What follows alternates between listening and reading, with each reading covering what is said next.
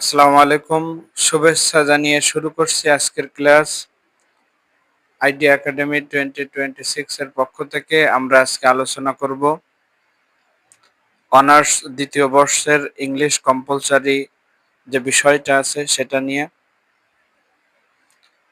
আমরা আজকের দিনে দেখব যে প্রশ্নের যে প্যাটার্ন, প্রশ্নের যে মার্কস মান বন্টনটা আছে সেটা নিয়ে। আমরা একটি প্রশ্নের সাহায্যে মান বন্টনটা সহজে দেখে নেব।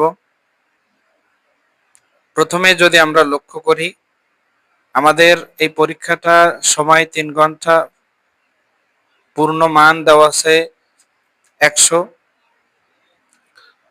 এবং প্রথমে আমাদের একটা প্যাসেজ দেওয়া থাকে। Passage, read the passage and answer the questions that follow. এখানে প্রশ্ন দেওয়া আছে আমাদের। প্যাসেজের আলোকে আমাদের প্রশ্নগুলোর উত্তর দিতে হবে। এর আগে আমাদের 3টে প্রশ্ন দেওয়া আছে। প্যাসেজ থেকে আমাদের 3টে প্রশ্নের উত্তর দিতে হবে। Right answer to the following question. এক একটা প্রশ্নের জন্য 2 মার্ক বরাদ্দ। এখানে আমরা 6 মার্কের প্রশ্নের উত্তর দিতে হবে, প্রশ্নের উত্তর দিতে পারবো। পুরো প্যাসেজটিকে যদি আমরা সুন্দরভাবে পড়ি তাহলে 1 নাম্বার, 2 নাম্বার এবং 3 নাম্বার প্রশ্নের উত্তর দিতে আমাদের জন্য সহজ হবে।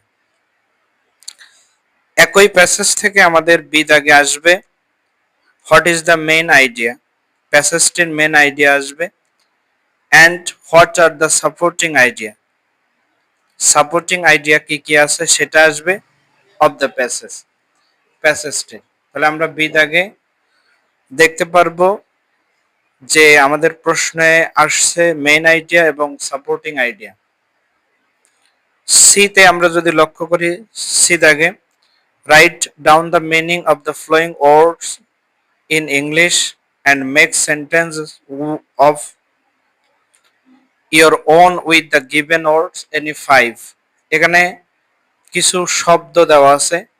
এই শব্দগুলোর ইংরেজি অর্থ লিখতে হবে এবং সেগুলো দিয়ে সেন্টেন্স মেক করতে হবে। মেক সেন্টেন্স মেক করতে হবে। এক একটার জন্য 1 মার্ক, অর্থাৎ 5 মার্কের আমরা এখানে উত্তর করতে হবে। ডিতে আমাদের আসবে হলো write a summary of the passage. প্রথমে যে প্যাসেজটি থাকবে সেই প্যাসেজটির সামারি আমাদের নিজের ভাষায় লিখতে হবে। এখানে 5 মার্ক রয়েছে। এই ছিল প্যাসেজ থেকে আসা প্রশ্ন। এ দাগে 3টে প্রশ্ন, বি দাগে main idea, supporting idea, C দাগে ফ্লোয়িং ওয়ার্ডস ইন ইংলিশ, অর্থ লিখতে হবে ইংরেজিতে এবং সেন্টেন্স তৈরি করতে হবে। ডিতে সামারি লিখতে হবে। এরপরে যদি আমরা দেখি, পরের দাগগুলোতে যদি আমরা লক্ষ্য করি তাহলে পরের দাগগুলোতে আমাদের দেওয়া আছে 2 নাম্বার দাগে আমাদের আসবে হলো correct the following sentence any 5। এখানে যে বাক্যগুলো আছে সে বাক্যগুলোকে সঠিক করতে হবে। ভুল বাক্য দেওয়া আছে, সে বাক্যগুলোকে আমাদের সঠিক করতে হবে। 3 নাম্বারে যদি আমরা লক্ষ্য করি তাহলে দেওয়া আছে suppose you are the principal of X college Rangpur, your students are not regular in their classes, now write a notice. আমাদের এখানে নোটিশ আসে to warn them to be regular in attending their classes। আমাদের notice দেওয়া থাকে। নোটিশের বিকল্প হিসাবে অনেক সময় অ্যাডভার্টাইজমেন্টও দেওয়া থাকে। অ্যাডভার্টাইজমেন্ট দেওয়া থাকে অথবা নোটিশ দেওয়া থাকে। 3 অরে write a poster to rise public awareness. এখানে পোস্টার অথবা আমাদের স্লোগান আসে।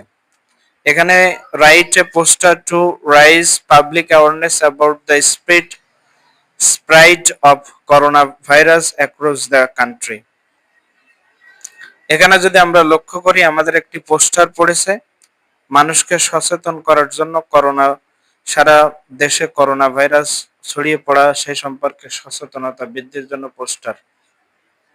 তাহলে 3 দাগে আমাদের রিটার্ন থেকে আসবে, নোটিশ আসবে, অথবা অ্যাডভার্টাইজমেন্ট আসবে, অথবা পোস্টার আসবে, অথবা স্লোগান আসবে। নাম্বার 4 যদি আমরা লক্ষ্য করি, সেখানে paragraph, write a paragraph on any on of the flowing, এখানে 3টা প্যারাগ্রাফ দেওয়া আছে। 3টা প্যারাগ্রাফ থেকে আমাদের একটা প্যারাগ্রাফ লিখতে হবে 8 মার্ক। 3টা প্যারাগ্রাফ থেকে আমাদের লিখতে হবে 8 মার্ক। তারপরে 5 5-এ যেটা আমাদের একটা অ্যাপ্লিকেশন অথবা চিঠি লিখতে হয়, একটা অ্যাপ্লিকেশন আসবে অথবা একটা চিঠি আসবে, এটাও 8 মার্ক। এরপরে 6তে যদি আমরা লক্ষ্য করি, 6তে একটা এসে রচনা লিখতে হয় আমাদের। এখানে write an essay on any one of the following, 3টে রচনা থেকে যে কোনো একটি রচনা লিখতে হয়।